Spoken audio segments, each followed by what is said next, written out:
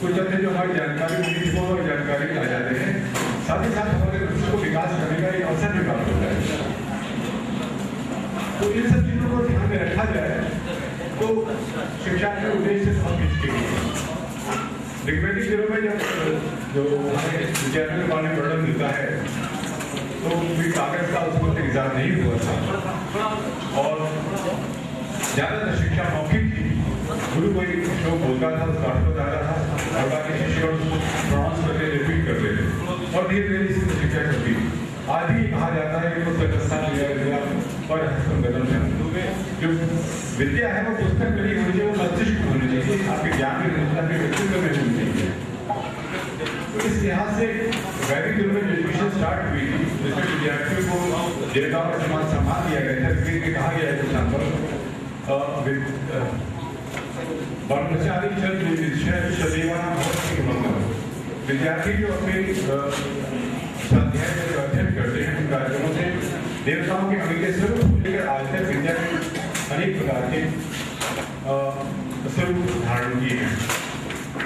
कार्य दिनों में विद्या का दूसरा भी स्वरूप सामने आ गया है जिसको 6 सूत्रों में से महत्वपूर्ण माना जाता है अर्थनिरीक्ष विद्या। ऐसी विद्या हो जो निरुद्देश्य हो, जैसे थोड़ा अर्थ का उपार्जन भी हो।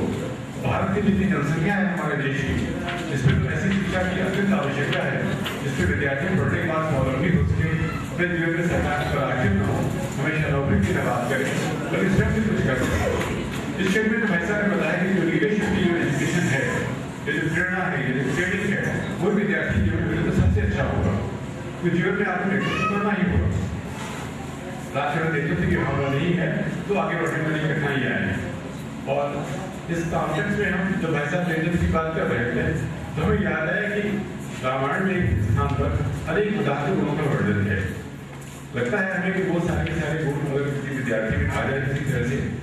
हम लोग जब पढ़ते थे बचपन में तो रामायण की कुछ चौपाइयाँ कई बार प्रोनाउंस किया करते थे जिसमें विभीषण ने राम से कहा कि आप रावण से लड़ने जा रहे हैं, वो रथ में बैठा है और आप पैदल हैं, कैसे उससे लड़ेंगे आप। तो राम ने जो अपने रथ की व्याख्या की वो आजकल के जो नेता के गुण हैं उनके बड़े समीचीन सौरभ धीरज जागा सत्य शील प्रजा का बल विवेक दम परित घोरे क्षमा दया समता रज जोरे ईश भजन सारथी सुजाना विरति धर्म संतोष प्रमाण दान परश शक्ति प्रचंडा वर विज्ञान कठिन पूरता अमल अचल मन पूर्ण समान संयम नियम श्री को प्राणा कवच अभेद विठल गुरु पूजा यही सब मिले पाए पूजा। यह बिल्कुल से तात्पर्य विद्वानों से है या ब्रिटिश जनों से है या रिलीजियस पीरियड से है। जैसा कि हमारे डॉक्टर श्रीवास्तव ने बताया था सभी को हम आदर सम्मान करना चाहिए और साथ ही साथ हमें निर्णय भी लेना चाहिए। अभय भी बड़ा भारी अत्यंत आवश्यक गुण है जिसको महात्मा गांधी के 11 गुणों में महात्मा गांधी ने इसको स्थान दिया है। अभय होना बहुत आवश्यक है। आपकी बात आप निर्भीक ढंग से कह सके और बड़े सम्मान ढंग से कहें। बड़े अनेक विसंगतियां हैं एक तो हमें इम्तिहान को केवल पास करने का उद्देश्य नहीं रखना चाहिए बल्कि उसके बच्चों को अच्छे प्रकार से पठन पाठन में हमें उसको लगाना चाहिए। विद्या भी ऐसी होनी चाहिए जो शिक्षा के साथ साथ उसके मस्तिष्क का विकास करे, उनके उदात्त गुणों का विकास करे, उनके नेतृत्व की क्षमता का विकास करे और भविष्य के स्वावलंबी जीवन के बारे में उनको प्रेरित करे। हमेशा सरकार सामने इतनी जनसंख्या हमारे देश की है, सभी लोग सरकार से हमें नौकरी दी जाए तो कहाँ से संभव है।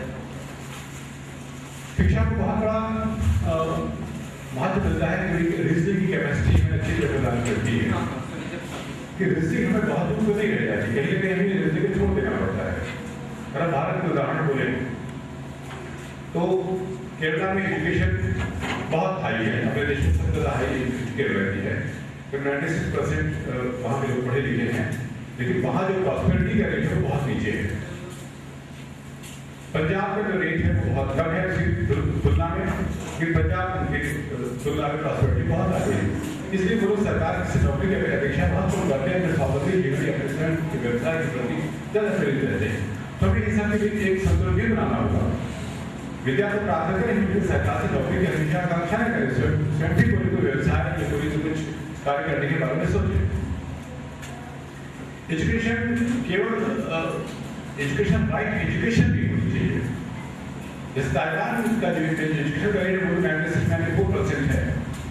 लेकिन ताइवान में जो मानव भ्रूण है वो बिकते हैं $10,000 में। बड़ी बड़ी एक घटना बड़ी लॉसी डिश मानी जाती है जो रेस्टोरेंट से बाहर होने हुए मानव भ्रूण फेंके हैं। तो इस प्रकार की तो स्थिति नहीं होनी चाहिए कि एक और एजुकेशन का रेट बहुत ज़्यादा हाई हो और दूसरी ओर मानवता के ऊपर इतना बड़ा उपहास हो कि हम जो मानव भ्रूण है उनको भी ग्रहण करने वाले हैं। रावण के बारे में सुना होगा आपके, रावण बड़ा विद्वान था कि उस विद्यार्थी को एक अगर विषय का समाज ने तो राक्षस रूप में अंगीकृत किया है तो आज तक प्रतिवर्ष हम रावण को जलाते चले आ रहे हैं। हमारे यहाँ जो एजुकेशन होती थी भारत में उसके 3 पक्ष होते थे। हमारी प्रकृति के 3 पक्ष हैं, शरीर, मन और प्राण। शरीर का विकास होना चाहिए सबका, मन का मस्तिष्क का या चेतन क्षमता है, सोचने विचार की क्षमता, उसका विकास होना चाहिए जो विद्या के माध्यम से होगी। लेकिन प्राण का विकास भी होना चाहिए। प्राण का विकास से तात्पर्य नैतिक मूल्यों के विकास से है। जो देश की नैतिक मूल्य है, जो नैतिक मापदंड हो गए, कुछ चीजें मालूम हो गई और शरीर हमारा बड़ा स्पष्ट हो गया, इससे समाज का काम नहीं चलने वाला है। सारी चीजों का जो व्यक्तित्व के सही पक्ष है उसका समान रूप से विकास होना आवश्यक है। तो इन सब चीजों को ध्यान में रखते हुए हम ये सोचते हैं कि ये जो विद्यालय खोला गया है ये इन्हीं सभी विकास जो भावनाएं इनके आधार पर खोला गया है और हमें अपेक्षा है कि ये जरूर अपने उद्देश्य में सफल होगा। धन्यवाद। ये बात जो इन्होंने कही खास करके क्योंकि हमारा विकास सिर्फ डिग्री लेने से ना हो बल्कि हमारे तन का विकास हो, मन का विकास हो और ये बात और हमारी बुद्धि का विकास हो, ये बात जो है और यहाँ तक बढ़ रहा है। मैं जिस देश में रहता हूँ उस देश में ये भावना करते हैं लोगों के अंदर कि सिर्फ भौतिक रूप में हम अपने विकास को देखते हैं शिक्षा के जरिए, वो पर्याप्त नहीं है। क्योंकि मैं यूनिवर्सिटी में पढ़ाता हूँ वहाँ पे और यूनिवर्सिटी एजुकेशन अमेरिका में खास करके अपने देश से काफ़ी ज़्यादा है और बहुत विस्तृत है। आध्यात्मिक रूप से या मानसिक रूप से, मैं मानसिक रूप से कहने का हमारा मतलब है कि उनको मानसिक शांति नहीं है, ये हमारा कहने का मतलब है। उसे कहने के लिए तो मानसिक रूप से कहने बहुत आगे बढ़े हुए हैं, लेकिन मानसिक शांति नहीं है जिसका आधार कुछ और है और वो शिक्षा जगत में इतना आगे होते हुए भी उनको मानसिक शांति या बुद्धि का विकास उतना नहीं होना, ये उनके लिए चिंतनीय है। और इस पर वो लोग एक बात मैंने देखा अमेरिका जैसी जगह पे कि सामाजिक तौर पे जो शिक्षा का प्रभाव पड़ता है उस पर वहाँ की सरकार, वहाँ के जो बुद्धिजीवी हैं बहुत ध्यान देते हैं। तो हमें बड़ा अच्छा लगा कि